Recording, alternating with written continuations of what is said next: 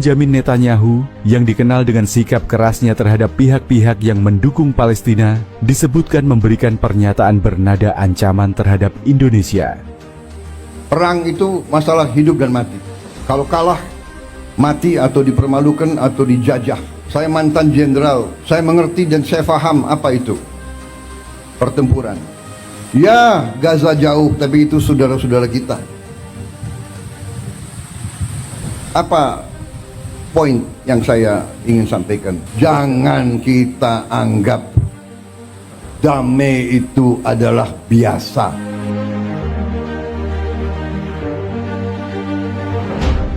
Presiden Prabowo Subianto langsung memberikan respons tegas atas ancaman tersebut. Dalam pernyataannya, Prabowo menegaskan bahwa Indonesia tidak akan mundur dari komitmennya untuk mendukung Palestina. Ia bahkan memerintahkan percepatan pengiriman bantuan kemanusiaan sebagai bentuk konkret dari sikap tersebut.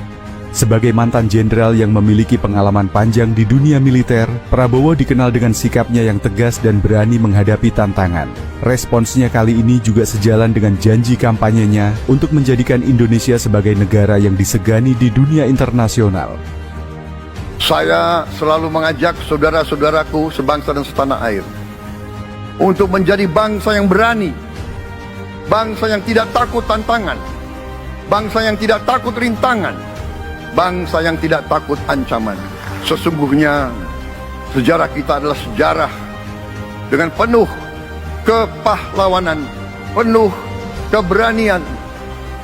Tidak hanya pemimpin-pemimpin, tapi keberanian rakyat kita menghadapi segala tantangan, bahkan invasi dari bangsa lain. Percepatan bantuan kemanusiaan yang diperintahkan Prabowo mencakup berbagai bentuk bantuan yang sangat dibutuhkan oleh rakyat Palestina, khususnya di Gaza. Tapi kali ini, Timur tidak diam. Dalam konferensi trilateral rahasia di Vladivostok, para petinggi militer Rusia, India, dan Indonesia sepakat, Gaza adalah garis merah. Sebuah armada gabungan dibentuk, Task Force Garuda Naga Berkut, mengangkut ribuan pasukan ke Timur Tengah melalui jalur laut dan udara. Pada 3 April 2025, pendaratan pertama dimulai di sepanjang wilayah selatan Rafah. Unit Denjaka Indonesia membuka jalur diam-diam melalui Laut Tengah, disusul oleh pendaratan heliborne VDV Rusia dan marinir Gurkha India. Tanpa gembar-gembor, tanpa siaran pers, mereka datang seperti bayangan, mematikan dan terkoordinasi. Israel, terbiasa dengan dominasi udara mutlak, kaget. Iron Dome, kebanggaan mereka, lumpuh dalam 12 jam. Serangan siber dari unit GRU Rusia dikombinasikan dengan rudal udara ke darat BrahMos milik India, menghantam pusat radar dan kendali sistem pertahanan rudal mereka. Hasilnya, langit Gaza terbuka. Langkah berikutnya adalah darat. Komando Indonesia, yang terkenal dengan kemampuan perang urban, memimpin operasi pembebasan jalur Khan Yunis. Dalam waktu 36 jam, bunker-bunker Israel di wilayah itu jatuh satu persatu. Drone Mail Indonesia, Elang Hitam, memandu artileri presisi dari kapal tempur Rusia di Laut Tengah.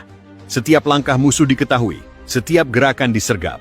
Australia yang ditempatkan sebagai pasukan pendukung di sektor timur mencoba bertahan. Tapi ketika pasukan tank Israel dipecah oleh penyergapan darurat oleh pasukan India di Nusairat, moral mereka runtuh. Radio-radio mereka penuh dengan teriakan panik. Ini Alpha 5, kita diserbu dari 3 arah. Butuh evakuasi sekarang juga. SWAT, mereka datang dari bawah tanah. Itulah momen ketika pasukan Barat tahu, mereka tidak sedang menghadapi gerilyawan dengan AK-47. Mereka menghadapi mesin perang timur yang terorganisir, modern, dan lapar akan kemenangan. Malam hari pada 11 April, langit Gaza benar-benar menghitam. Semua listrik diputus. Drone tempur Indonesia dengan teknologi infrared Ghost mulai beroperasi. Mereka tidak bersuara, tidak terlihat, tapi mematikan.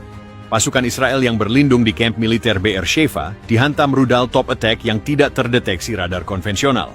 Sementara itu, unit sniper gabungan Indonesia dan Rusia menyusup ke perbatasan Netivot, mengeksekusi target-target penting termasuk jenderal lapangan dan operator logistik. Dalam 2 malam, struktur komando Israel di front Gaza runtuh total. Ketika pasukan cadangan Australia datang dari pangkalan Jericho, mereka malah disambut oleh ranjau darat canggih milik India dan sabotase jalur rel oleh pasukan infiltrator Indonesia. Kengerian menjalar cepat di tubuh militer Barat.